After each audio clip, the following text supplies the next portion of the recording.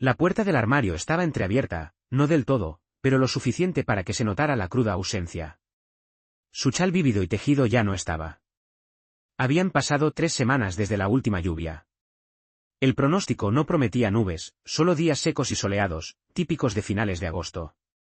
Y aún así, ese chal, el que consideraba demasiado llamativo para el uso diario, reservado solo para declaraciones audaces y específicas, había desaparecido. Esa fue la génesis silenciosa de todo. Ningún mensaje de texto brusco, ninguna discusión encendida, ninguna confesión dramática, solo un trozo de tela que faltaba. Me quedé allí, fijo en el armario, como si pudiera confesar su secreto. Permaneció mudo. Simplemente allí, entreabierto, un testigo silencioso y ligeramente torcido de una verdad que aún no podía articular. Un dolor hueco se instaló en mi estómago, del tipo que se dispara cuando el teléfono vibra a las 3 de la madrugada. O cuando tu supervisor dice, necesitamos hablar. Ella regresó horas después, trayendo consigo el dulce y empalagoso aroma floral de vestíbulos de hotel excesivamente perfumados, teñido de algo metálico y rancio. ¿Conoces esa mezcla peculiar? Alfombra industrial, ambientador artificial y verdades a medias silenciosas. Pasó junto a mí sin una mirada, aparentemente inconsciente de la ausencia del chal. No dije nada. Ella no dijo nada. Ese era el acuerdo silencioso ahora. Ni saludos, ni tensión palpable, solo un vacío de sentimiento. Como si fuéramos dos entidades separadas ocupando la misma vivienda bajo un pacto tácito, no preguntar, no tocar, no sentir. Más tarde esa noche, me acosté en la cama, observándola mientras realizaba su ritual nocturno en el lavabo. Su mirada nunca se encontró con la mía, ni una sola vez. Fingí estar absorto en mi teléfono, aunque mi pantalla permanecía oscura. Conté, 10 segundos, luego 20, luego un minuto entero. Ningún reconocimiento. Ni siquiera un fugaz reflejo en el espejo. Cuando apagó la luz del baño, murmuré, «Está todo bien». Ella hizo una pausa de una fracción de segundo. Luego, con sequedad, «Siempre estás diseccionando las cosas». La oscuridad envolvió la habitación. Solía haber abrazos antes de dormir. Solía haber besos suaves en mi frente. Ahora, solo había sombras y una espalda resueltamente vuelta hacia mí. Una espalda que permaneció inmóvil incluso mientras yo lloraba en silencio en mi almohada. Y aquí está el giro cruel. Cada mañana, seguía dejando mensajes, pero nunca cariñosos. En su lugar, notas concisas y con sonido automatizado aparecían en nuestra aplicación de mensajería compartida, como facturas digitalizadas. El pago del alquiler vence el viernes. Transfiere 170 € para la compra. Seguro del vehículo. No olvides la sonrisa del pago digital. Me llevó un tiempo, más de lo que jamás querría admitir, pero finalmente, dejé de buscar afecto genuino. En su lugar, empecé a observar patrones. Mostraba un atisbo de calidez solo después de que le había enviado fondos. Su comportamiento se suavizaba notablemente cuando la suscripción a su aplicación premium de bienestar se acercaba a su fecha de renovación.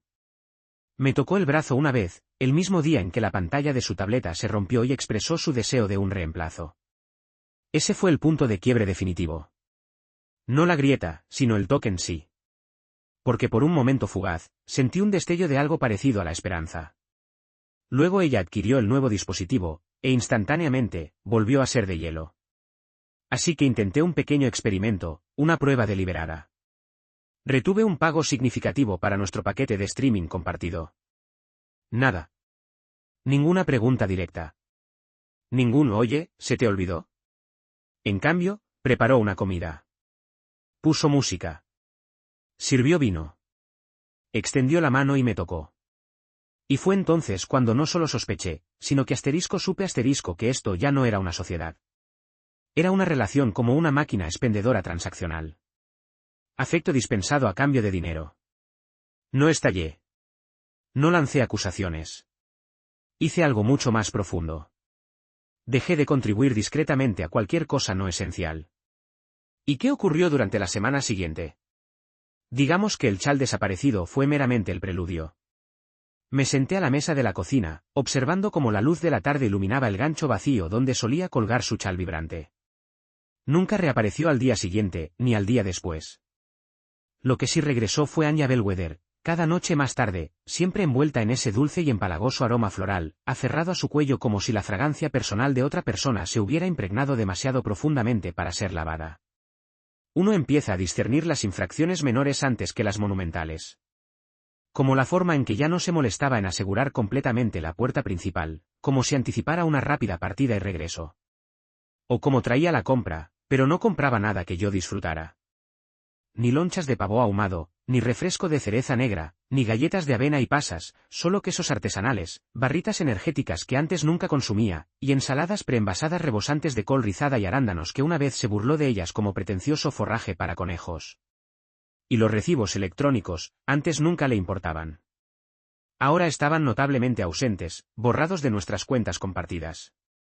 La única vez que le pregunté por su paradero después de que llegara a casa a las 10:47 de un miércoles, me miró con una expresión que se sintió como un golpe físico.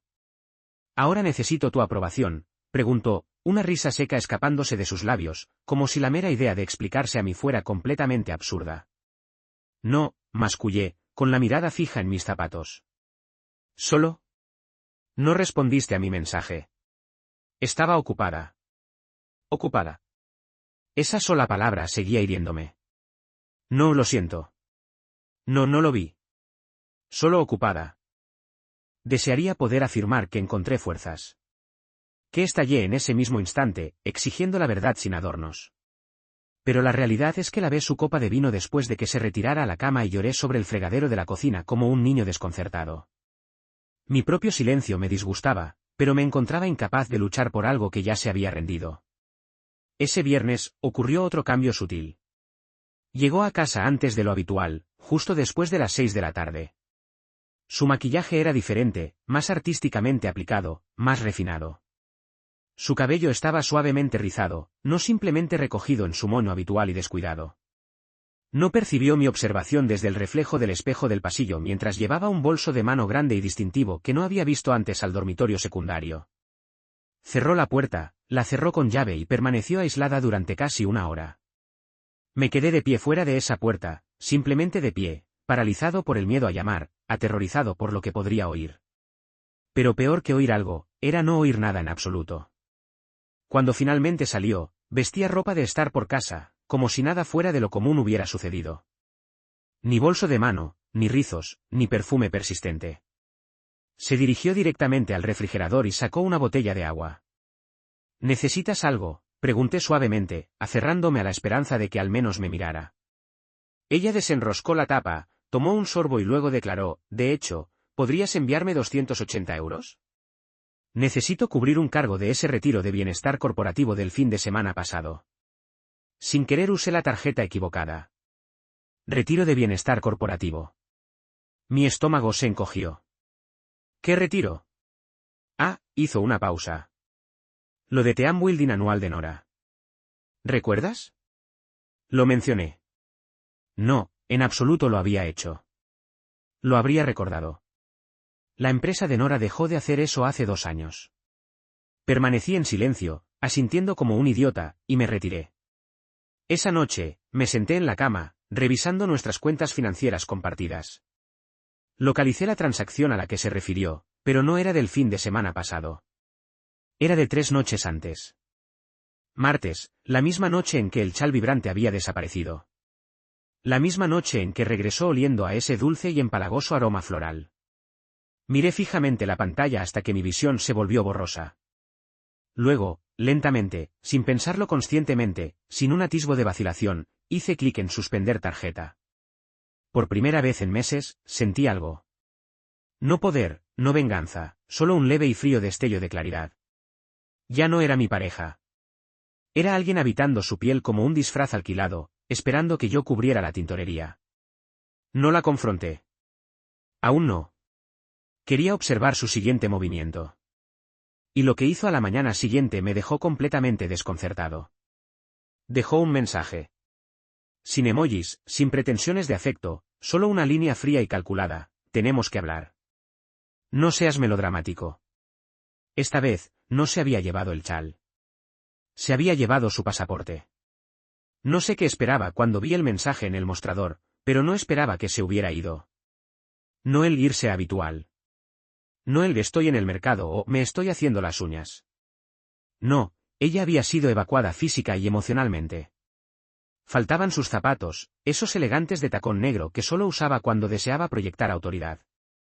Su pasaporte, el que le había regalado, un estuche de cuero para nuestro viaje de segundo aniversario a LUM, había desaparecido.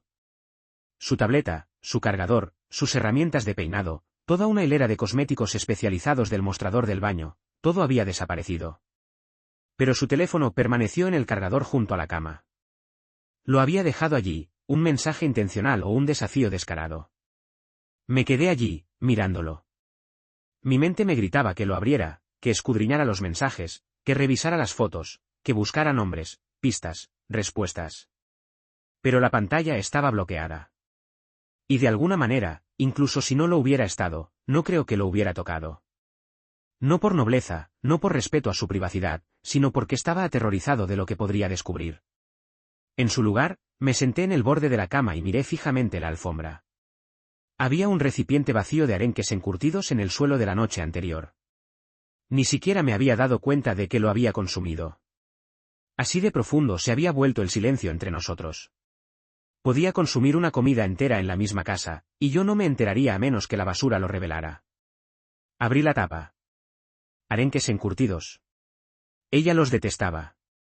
Solía tener arcadas dramáticamente cada vez que yo los sugería. Afirmaba que olían a un muelle olvidado. Entonces, ¿por qué comería esto? O más precisamente, ¿con quién lo estaba comiendo? Deambulé de nuevo al armario, abrí la puerta de par en par esta vez, y examiné el espacio. Había dejado lo justo para crear la ilusión de una presencia continua. Unos cuantos vestidos, un pañuelo de seda artísticamente drapeado sobre una percha, incluso un par de zapatillas colocadas lo suficientemente imperfectas como para sugerir habitación humana. Pero había huecos marcados y limpios, vacíos fríos donde otros objetos habían residido. Estaba escenificando meticulosamente su propia presencia, como una macabra instalación de arte. Esa noche, no pude dormir. Ni siquiera me acosté.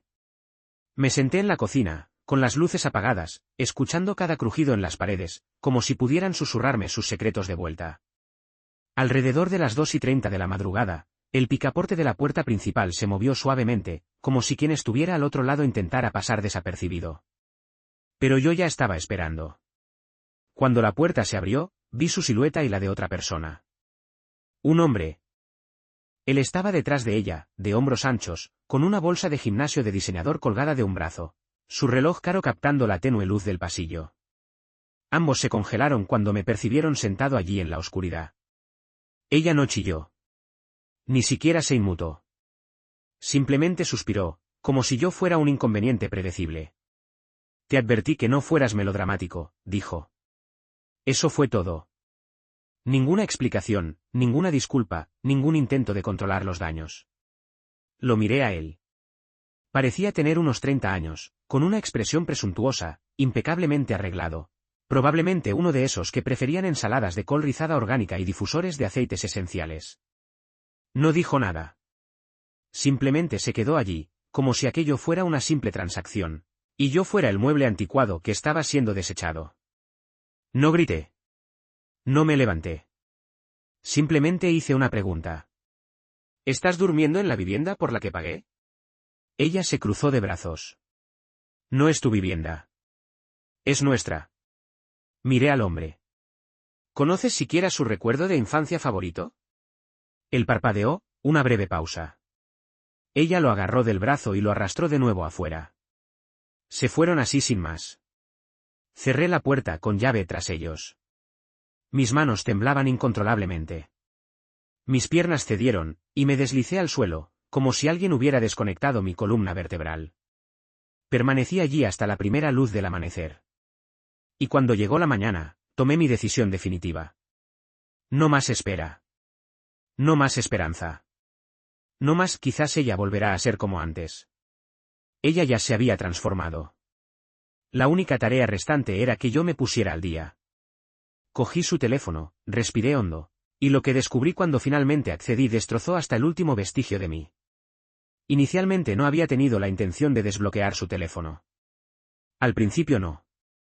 Pero cuando alguien se para en tu umbral con otro hombre a las 2:30 de la mañana y te descarta como melodramático, algo dentro de ti se fractura. O quizás no se fractura tanto como se dobla irrevocablemente en la dirección equivocada y permanece así.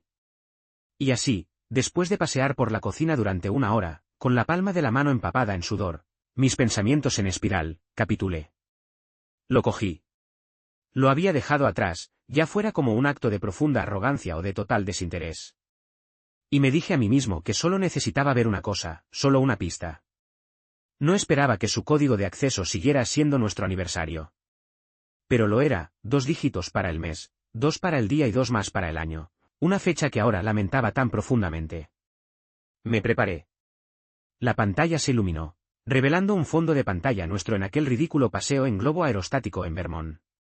Aquel en el que me quemé con el sol, y ella no paraba de bromear. Parecías una langosta asada en pantalones caqui. Estábamos sonriendo en esa fotografía. Dios, me veía feliz. Me veía completamente ciego. Empecé por los mensajes, sin siquiera intentar la discreción. Estaba en el reino de no retorno. Su hilo de mensajes superior estaba simplemente guardado como un contacto sin nombre, sin emoji. Lo abrí. Lo primero que vi fue una foto de mi salón, capturada desde la perspectiva del sofá, el sofá donde me sentaba, el sofá donde comía solo, el sofá en el que había llorado apenas 2 noches antes mientras veía reposiciones de nuestro programa favorito compartido, el que ella ahora afirmaba que era demasiado pueril.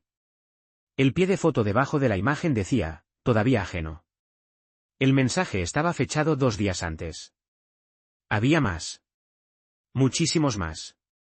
Notas de voz, textos descaradamente coquetos, chistes internos de los que yo no era partícipe, confirmaciones de reserva para estancias lujosas, capturas de pantalla de mi lavando platos, capturas de pantalla de mi aspirando.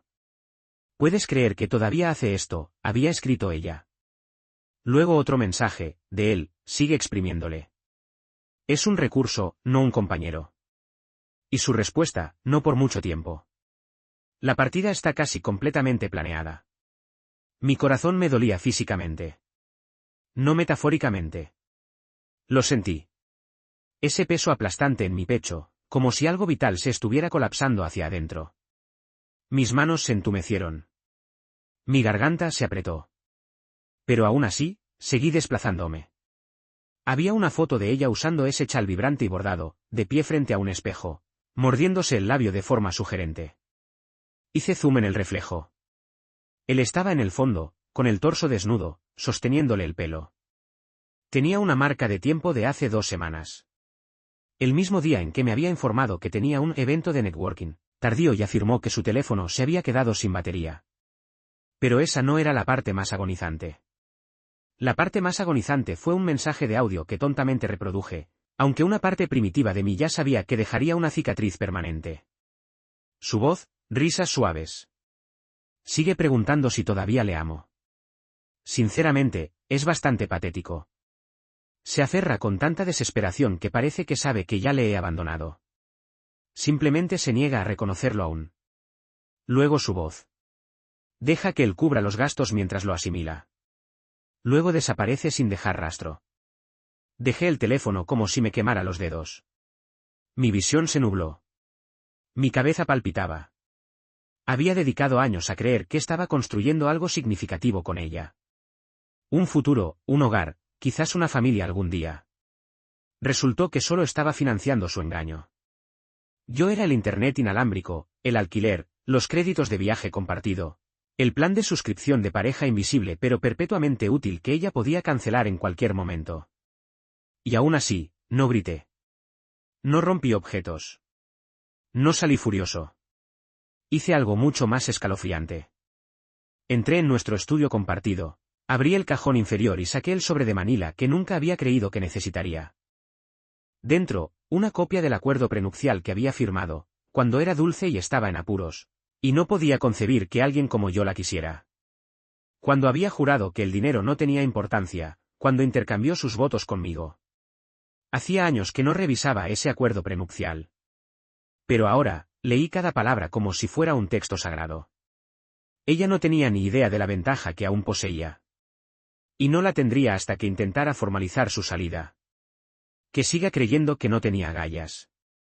Que siga burlándose de mí a mis espaldas, porque la próxima vez que cruzara esa puerta, no reconocería al hombre que la esperaba pacientemente al otro lado. Regresó la tarde siguiente, alrededor de las 3. Sin llamar a la puerta, sin avisar, simplemente entró como si nada hubiera pasado. Sin disculpas, sin tensión perceptible, solo esa misma calma vacía que la caracterizaba últimamente. Como si flotara por encima de las consecuencias, con la mente ya medio fuera de la puerta. Mantuvo sus gafas de sol puestas, incluso dentro de casa. Observó brevemente la habitación, luego murmuró, deberíamos hablar de algunas cosas, y se dirigió directamente al estudio. La seguí. Esta vez no había bolsos, ni equipaje, ni zapatos en la mano. Pero yo lo sabía. Sabía que esto no era un regreso. Era simplemente otra de sus meticulosas puestas en escena. Como un ensayo general antes de la caída del telón. Se sentó en el borde del gran escritorio, tomó una respiración profunda como si se preparara para un monólogo dramático, y luego se lanzó a ello. Creo que es hora de que ambos aclaremos nuestros caminos individuales, comenzó. Claramente, nuestras energías no están alineadas. Y no creo que sea sano para ninguno de los dos mantener esta fachada. ¿Fachada? Quise gritar. Has estado viviendo una farsa desde el año pasado. Simplemente no quise confrontarlo, continuó, completamente serena, como una clínica ya desapegada de su paciente. No estoy atribuyendo culpas, añadió con ese tono hueco que la gente usa cuando está, absoluta e inequívocamente, atribuyendo culpas. Solo creo que quizás deberíamos establecer cierta distancia temporal. Un periodo de reflexión. Darnos espacio para evolucionar. Asentí lentamente, como si su traición no hubiera cultivado ya una gruesa capa de moho en el vacío emocional entre nosotros. ¿Se trata de otra persona?, pregunté, sin esperar realmente sinceridad. Ladeó ligeramente la cabeza. No hay nadie serio. Solo necesito claridad personal para mí misma. Casi me echo a reír a carcajadas. ¿Claridad para ella misma? Después de meses manipulándome, agotando sistemáticamente mis recursos, alimentándome de mentiras como si fueran suplementos diarios, y permitiendo que otro hombre ocupara mi lado de la cama. Ella quería claridad de asterisco mi asterisco. Aún así, no dije nada. Simplemente la observé atentamente mientras sacaba una hoja de papel doblada de su bolso. Imaginé que podría ser una lista de demandas. Quizás un acuerdo de custodia para nuestra mascota compartida. Pero no, era un borrador de una propuesta de acuerdo financiero. Impreso con pulcritud. Con viñetas. Clínico. 150 € al mes en apoyo transicional. La matriculación del vehículo permanecería a su nombre. El plan de móvil compartido continuaría hasta que ella se estabilizara. Cobertura de seguro médico continuada durante el periodo de ajuste emocional. Lo miré fijamente, una factura bellamente articulada por latrocinio emocional. ¿Y lo más atroz? Ella creía sinceramente que lo firmaría. Dejé el papel lentamente, luego salí de la habitación sin decir una sola palabra. Podía sentir su mirada en mi espalda, como si esperara la respuesta débil y sumisa con la que siempre había contado. Pero yo había dejado de ser débil 2 noches antes. Había dejado de ser suyo en el instante en que escuché aquel mensaje de audio de su amante. Aquel en el que me llamó pusilánime. Entré en el estudio, recuperé el acuerdo prenupcial una vez más y regresé con calma. Sus ojos se entrecerraron cuando percibió el sobredistintivo. ¿Qué es eso?, preguntó, todavía esforzándose por mostrar un aire de indiferencia casual. Claridad, respondí, poniéndolo directamente delante de ella. Lo abrió. Su expresión se mantuvo inalterable al principio, pero luego llegó a la cláusula que yo había resaltado discretamente. La mala conducta conyugal anula todas las disposiciones de pensión compensatoria. Sus labios se contrajeron imperceptiblemente. Esto no prueba nada, afirmó rotundamente. Somos adultos. No puedes hablar en serio. Me encogí de hombros. Poco importa lo que percibas. La prueba legal existe en los mensajes digitales, en los clips de audio, en los recibos con marca de tiempo de estancias de lujo vinculados a nuestra cuenta compartida. Me miró como si mirara a un completo desconocido. Por primera vez en años, yo era el elemento impredecible. El hombre con fortaleza, el hombre que finalmente había dejado de suplicar migajas de afecto. Luego vino el giro predecible. Debí haberlo anticipado. Caleb, dijo suavemente. No hagas esto. No lo quemes todo. No ofrecí respuesta. Se levantó e intentó poner su mano en mi brazo. Instintivamente me aparté. Ya no tienes permiso para tocarme, afirmé. Perdiste ese privilegio hace mucho tiempo. Se marchó sin decir otra palabra. Ni un portazo, ni un solo sollozo, simplemente se fue. Y aún así, incluso entonces, no sentí regocijo. No hubo triunfo, ni oleada de poder, solo este dolor nauseabundo en el pecho por haber permitido que esta farsa persistiera durante tanto tiempo, por haber financiado eficazmente mi propio desamor, por haber sido un elemento invisible en mi propia vida mientras ella ensayaba la suya con otro hombre. Pero aún no había terminado, porque el siguiente movimiento estratégico, ese golpearía precisamente donde más le dolía, su orgullo. Y nunca lo vería venir. 2 días transcurrieron. Ninguna comunicación de ella. Ni mensajes, ni correo electrónico, ni golpes a altas horas de la noche, ni falsas posesiones olvidadas recogidas como excusa para quedarse. Fue la paz más profunda que había experimentado en meses. Pero era un tipo peculiar de paz, como estar precisamente en el ojo de la tormenta, sabiendo que los vientos, inevitablemente, volverían. Pero esa mañana, llegó el correo electrónico. Era de un conocido en común, alguien de quien no había tenido noticias hacía mucho tiempo. El asunto era vago, pensé que esto podría interesarte, pero el archivo adjunto era clarísimo. Una captura de pantalla. Una invitación a una fiesta. Algo ostentoso y extravagante. Un esquema de color negro y dorado. Ubicación, el Gran Salón Oakridge. El tipo de lugar con fuentes de champán y servicio de aparcacoches. Una celebración privada. La invitación proclamaba, barra libre. DJ en vivo. Brindis de champán a medianoche. Vestimenta formal. Y en la parte inferior del elegante folleto, organizado por A. Bellwether y L. Thorne. Celebrando el amor, la liberación y los nuevos comienzos. Al principio no reconocí el nombre Thorne, pero sí a Bellwether. Ese era su apellido de soltera. Se había incluido sin mí. Amplié la vista previa de la lista de invitados. La mayoría de los nombres eran familiares. Gente con la que habíamos tenido citas dobles. Personas que habían bailado en nuestra boda.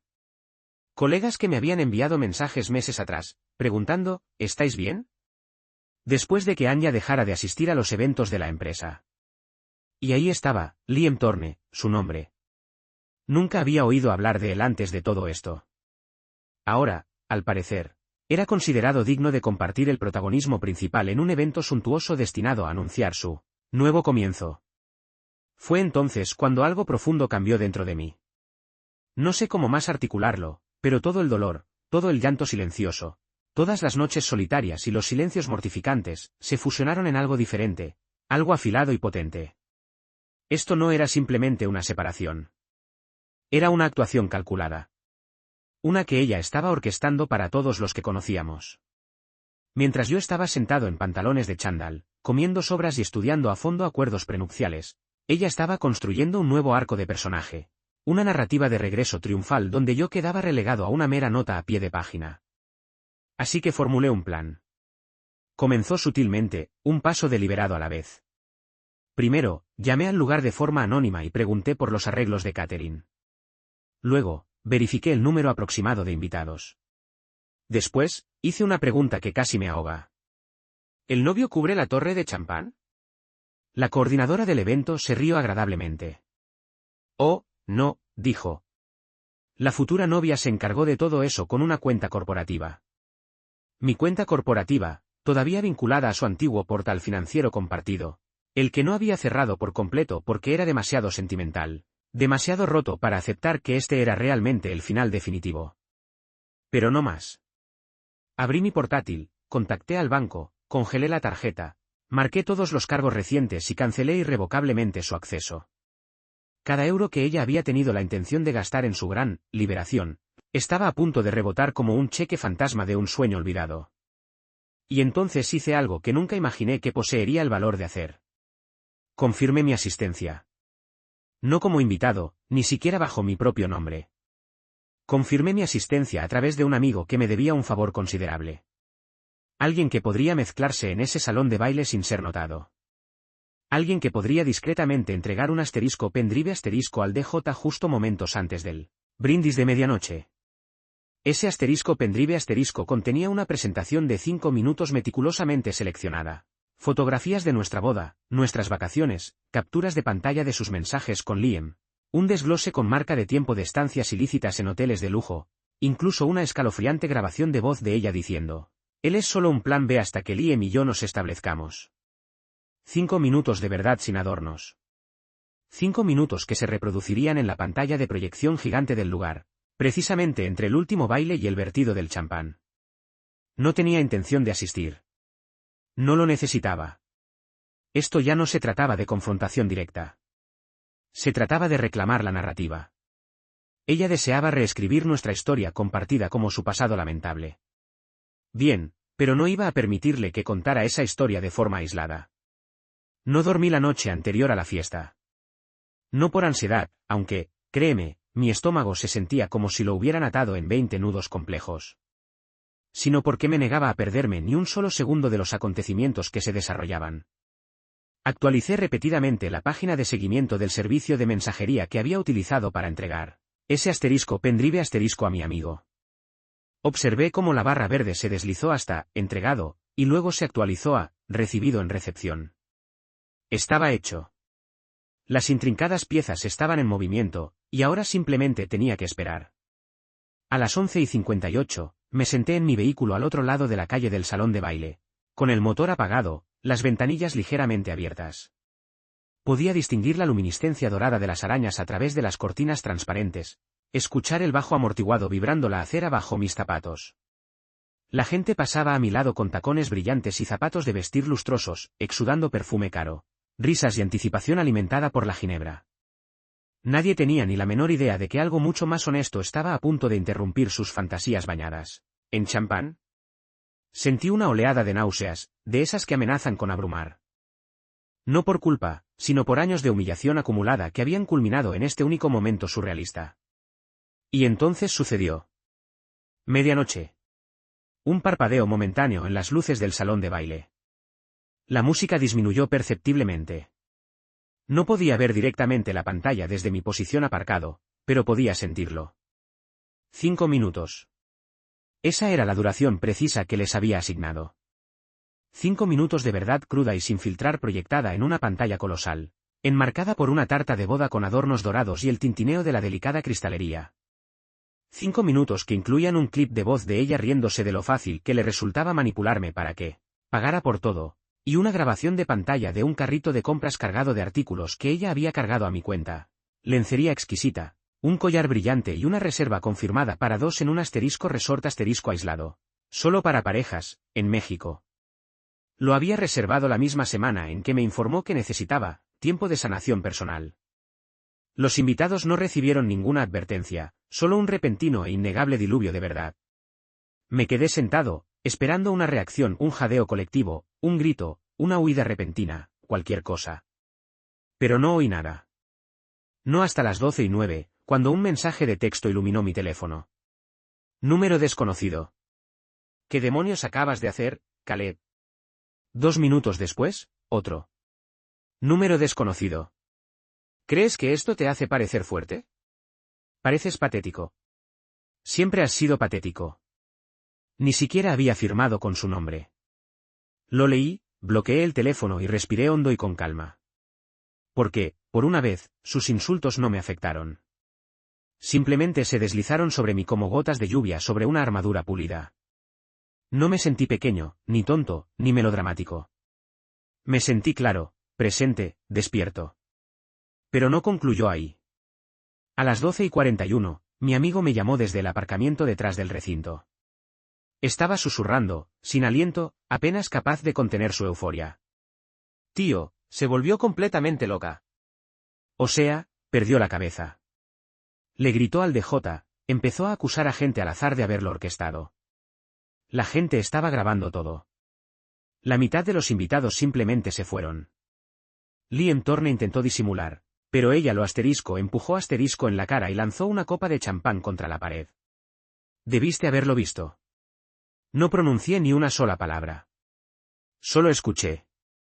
Y luego añadió, ahora riéndose abiertamente, tropezó con sus tacones al salir. Tropezó, Caleb. Fue como si el karma orquestara toda la salida. Pero aquí está la verdad inesperada. No sentí alegría. Ni siquiera me reí. Simplemente me sentí. Terminado. Terminé la llamada y me senté con el profundo silencio. No era el héroe de esta narrativa. Ya no era la víctima tampoco. Era simplemente un hombre que había amado ciegamente, perdido gradualmente y finalmente descubierto la fortaleza para dejar de financiar su propia humillación prolongada. El siguiente paso, ese golpearía precisamente donde más le dolía, su orgullo. Y nunca lo vería venir. A la mañana siguiente, apareció en mi apartamento. Sí, mi apartamento. Me había mudado días antes de la fiesta. En silencio, sin alardes, sin dramas.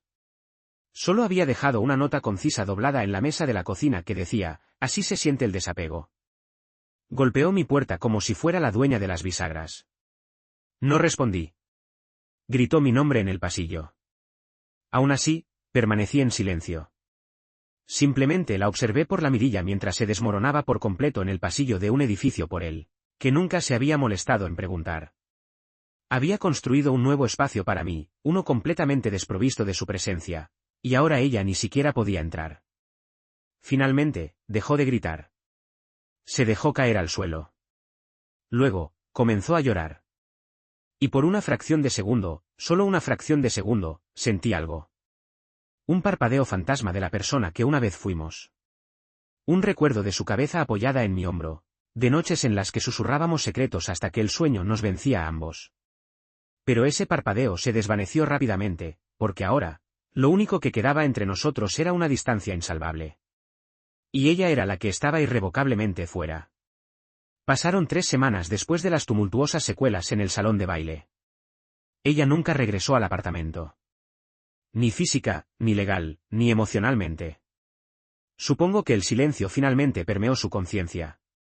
Dejó de enviar mensajes. El número desconocido dejó de llamar.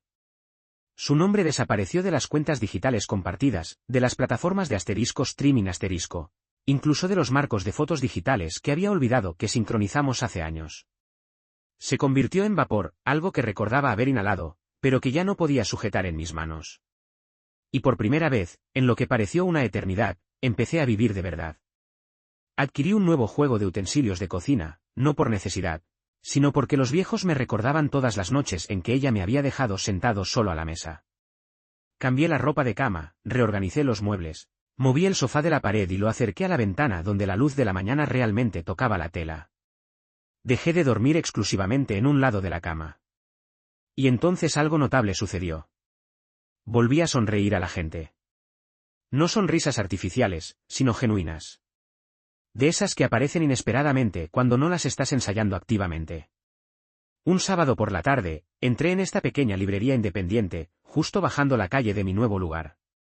De esas con menús de tiza dibujados a mano en su pequeño rincón de café, jazz suave y ecléctico sonando desde un discreto altavoz en el techo, y un barista amable, ligeramente despeinado, que solía disculparse en exceso por cosas insignificantes.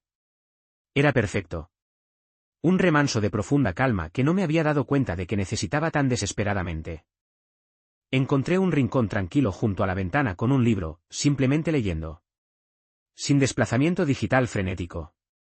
Sin refrescar incesantemente correos electrónicos o revisar cuentas bancarias. Solo quietud. Fue entonces cuando ella entró. No Anya. ¿Ella? La mujer que reconfiguró todo lo que creía entender sobre la sanación. Pidió una infusión de hierbas específica y se giró hacia mí con la sonrisa más modesta. Cálida, suave, amable, el tipo de sonrisa que no exige nada. Simplemente existe. Entablamos una breve y sencilla charla, intereses literarios, peculiaridades del vecindario, preferencias de café. No se sintió como nada, y de alguna manera lo significó todo. Hablamos durante 2 horas, y cuando se marchó, me comentó, me alegro de que eligieras ese lugar junto a la luz. Su nombre era Evie. Tenía una risa como el susurro de las hojas y el encantador hábito de citar cosas fuera de contexto. No me preguntó por mi pasado de inmediato. Y cuando finalmente lo hizo, no se inmutó. No juzgó. No me compadeció. Simplemente dijo, es bueno verte prosperar. No fue amor a primera vista. Nada tan limpio o cinematográfico. Fue lento, orgánico, respetuoso, como debió haberse sentido la primera vez. Y cuando me abrazó por primera vez, se sintió ganado.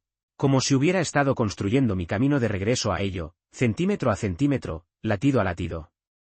Ahora, meses después, todavía ocasionalmente veo el nombre de Anya Bellwether, vinculado a una publicación de evento desactualizada o mencionado en el estado de un amigo en común, retrocediendo constantemente en relevancia. Pero ya no siento dolor. Me siento libre, no amargado, no frío, solo completo. No la odio. Honestamente, espero que finalmente descubra la verdad esquiva que perseguía. Espero que aprenda que la conexión genuina no es un modelo de suscripción y que las personas no son productos desechables. En cuanto a mí, estoy aprendiendo a amar de nuevo, empezando por mí mismo. Y sigo sentado junto a esa misma ventana de la librería, excepto que ahora Evie a veces me gana el sitio. Siempre sonríe cuando me ve entrar. Y a veces dice, vamos con retraso, ¿verdad? Incluso si llego a tiempo. Supongo que así funciona la sanación. No anuncia su llegada. Simplemente aparece un día y se queda en silencio.